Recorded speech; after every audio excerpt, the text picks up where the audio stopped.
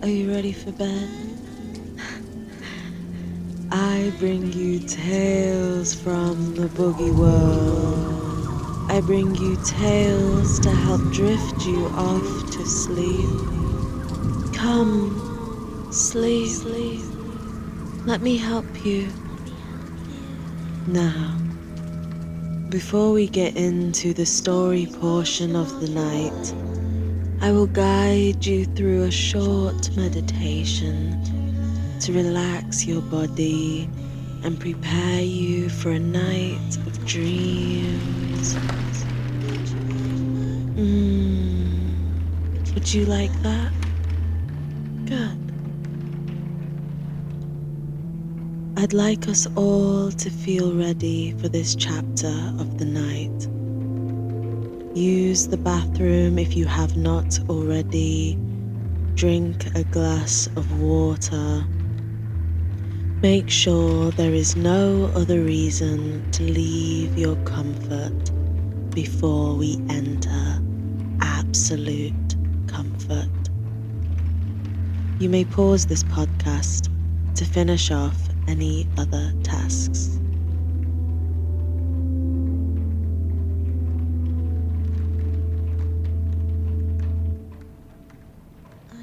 Are you ready?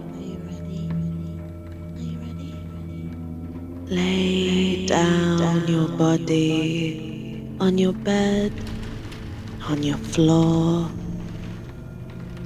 No harsh textures around you, only soft, only gentle.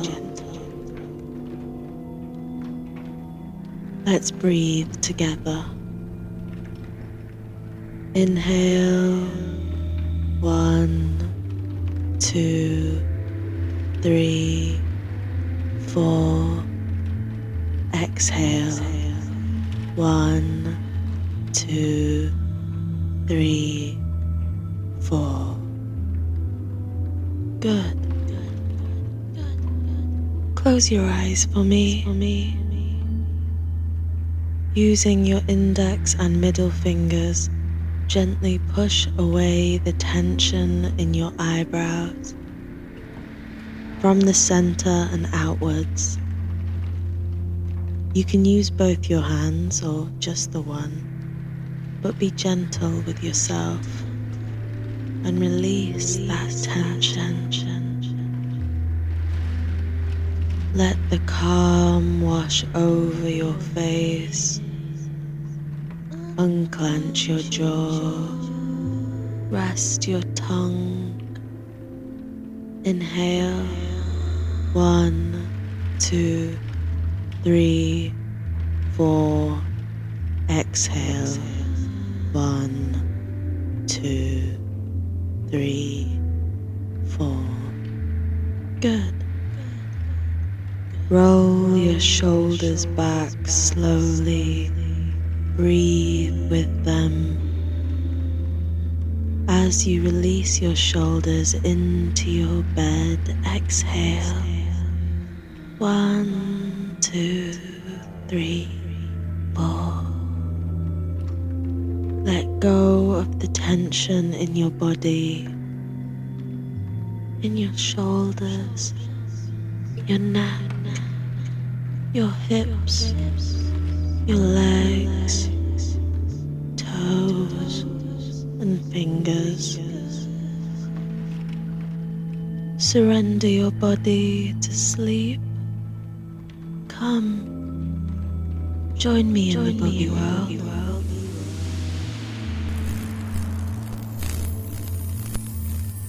Let me tell you a tale of how an imaginary friend rotted into a boogeyman.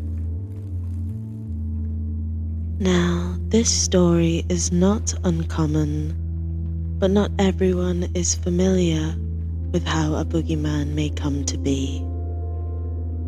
So let me introduce you.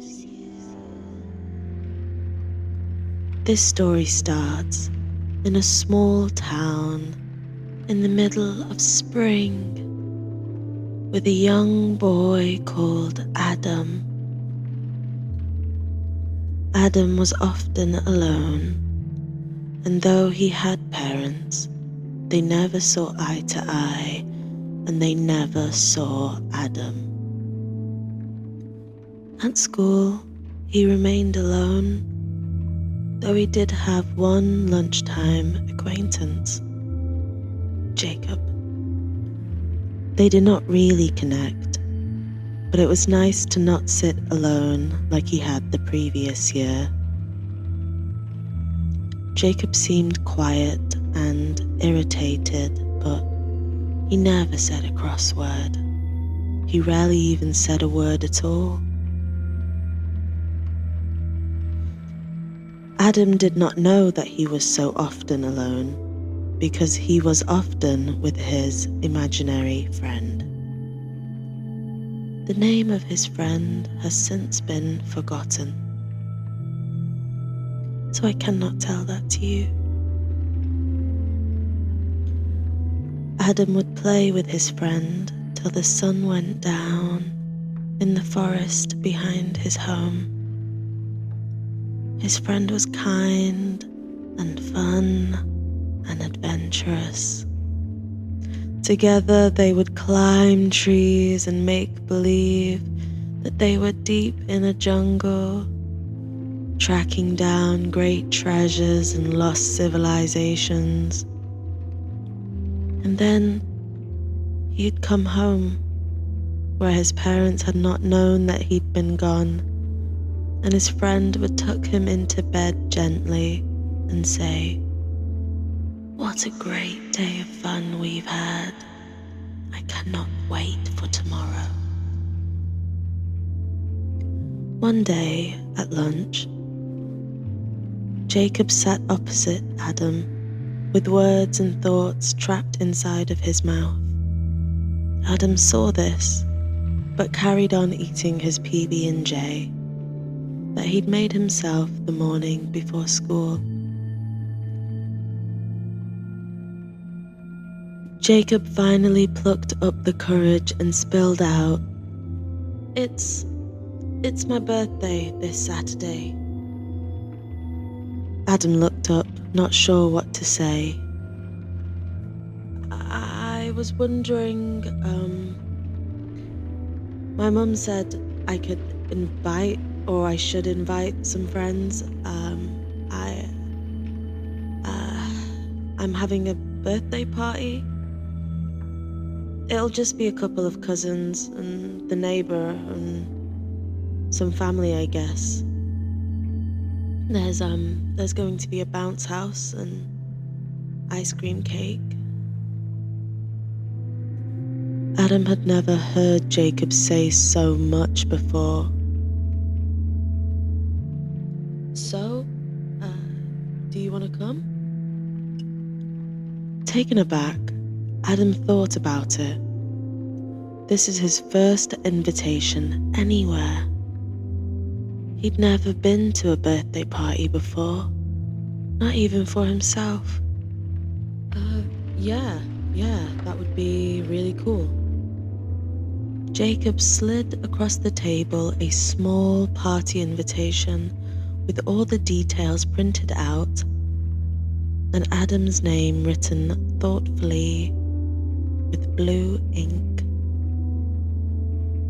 What Jacob did not know is that Adam's friend was also listening, and he quietly encouraged Adam to agree. He loved Adam very, very much, and he knew this could be the beginning of a new friendship, and maybe they'd all play together. On the Saturday, the day of the party, his friend suggested that they find a present for Jacob. They spent all morning looking for lost things in the forest. They found all kinds of interesting and uninteresting things in the forest before. Wheels, batteries, glasses, shoes sometimes. Down by the creek, his friend yelped for joy at something shiny peeking out from beneath the grass. Adam picked it up gently, and he asked his friend what it was. "It's a pocket knife, Adam. Be careful. Press that right there." A small knife shot out to a point.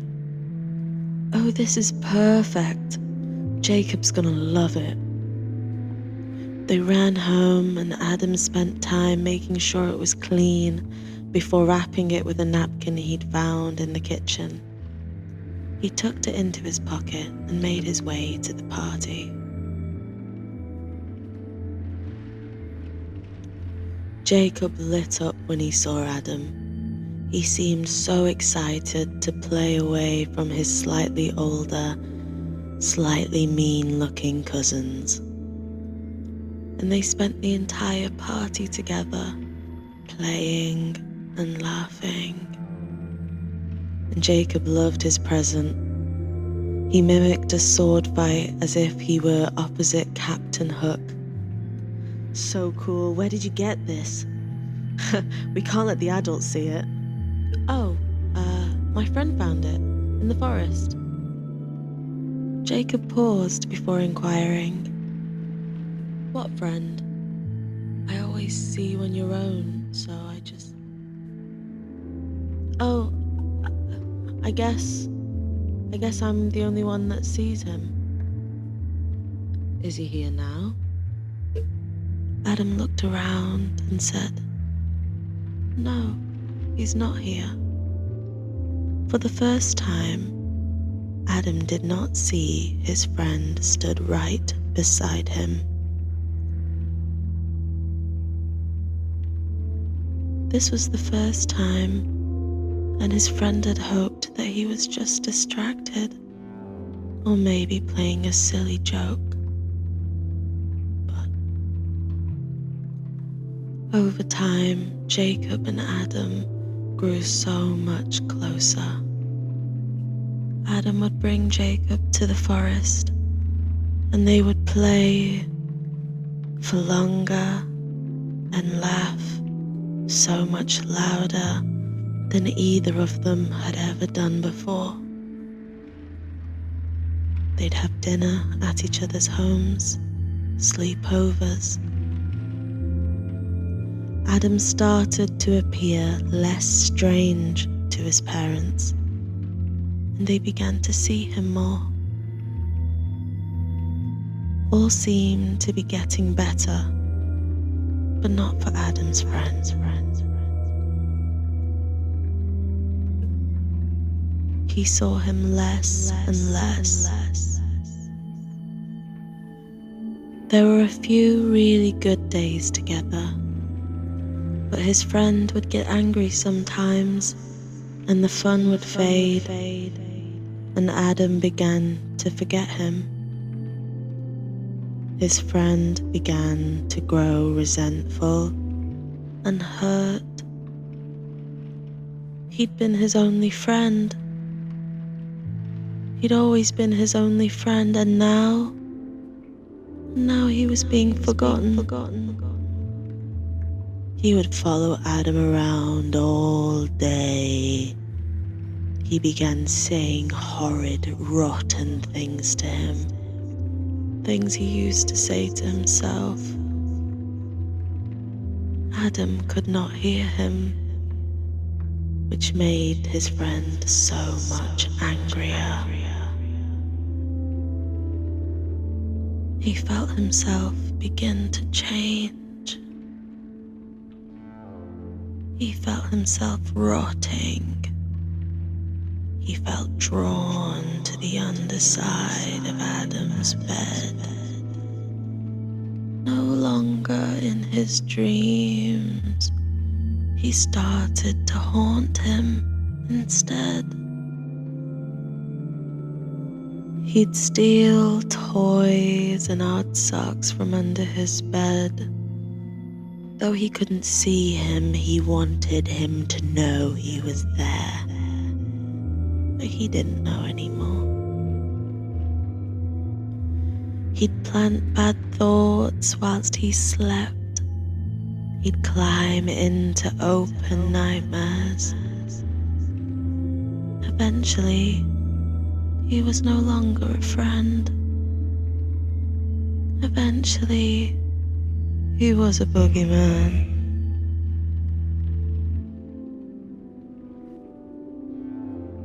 One night, during a sleepover, Jacob was awoken from a bad dream.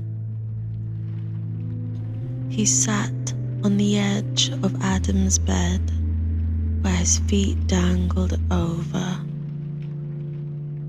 The boogeyman, who grew powerful in his rage and jealousy and spite, reached out his long, distorted, blackened fingers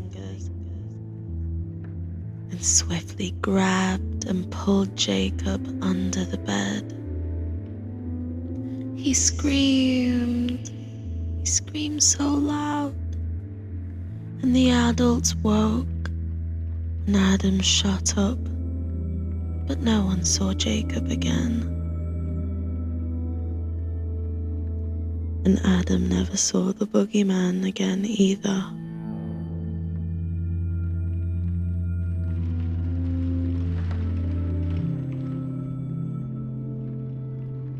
The boogeyman saw him though.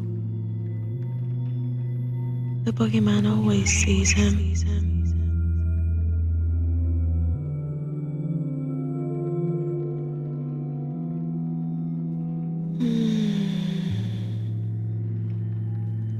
It's been some years since then. Jacob's family miss him, but they move on. And Adam thinks of him often. Adam still does not remember his old friend and has not made many friends since then. He's older now. He's tasted love, but bad luck follows him, so he stays alone. He stays lonely. This boogeyman stays waiting for either another child or just to be remembered.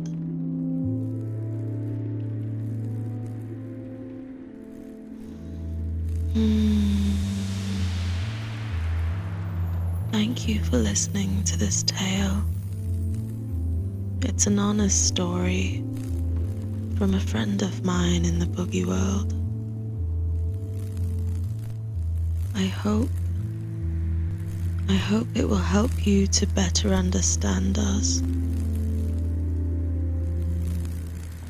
This podcast is brought to you by the BOOGEYWORLD Podcast Production Network and is sponsored by peptoabysmal.co.uk, the pink and baggy 90s 2000s nostalgia t-shirt brand. Visit linktr.ee/theboogeyworld for all things Boogey World, including links to the website, other podcasts, events, and more. All links will be included in the description. Don't forget to like, comment, subscribe, follow, and share. I hope you're resting now. I look forward to sharing this time with you again. Goodbye for now.